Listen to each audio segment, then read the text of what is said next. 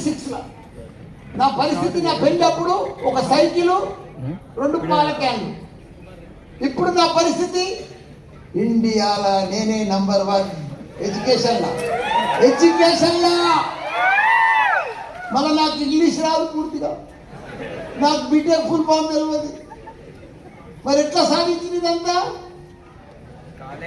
ఎట్లా సాధించినా ఇదంతా? సూరారంలో మా మెడికల్ కాలేజ్ ఉంది, అది డిజిటల్ హెల్త్. ఇప్పుడు 500 యూనివర్సిటీలు ఉన్నాయి మన ఇండియాలో, కానీ అలాంటి మల్లారెడ్డి విశ్వవిద్యాపీఠ డిజిటల్ హెల్త్ అనేది first time in India. Prime minister special quota కింద అలాట్ చేసిండు.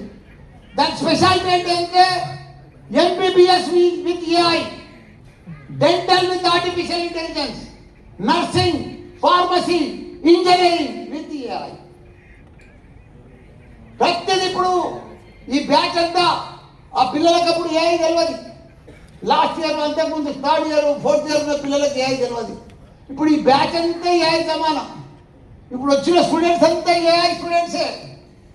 ఇప్పుడు మల్లారెడ్డి అంటేనే ఏఐ, శక్తి కాదు, ఏం కాదు, ఏఐ మల్లారెడ్డి. ఇప్పుడు నా వీడియోలు మీరు చూస్తున్నారు, మల్లారెడ్డి యూట్యూబ్లో పోయి చూడండి, ఒక్కొక్క వీడియో ఏఐ కోసం తయారు చేస్తుంది. ఇప్పుడు మన పిల్లలు చదివేది మీకు ప్రపంచంలో 2 షార్టేజ్ ఉన్నాయి. ఒకటి టెక్నాలజీ, 2వది స్కిల్. మిగతాదంతా అవుట్డేటెడే. మన పిల్లలకు కావాల్సింది టెక్నాలజీ, స్కిల్. పిహెచ్డి డిగ్రీ కాదు, అవుట్డేటెడ్.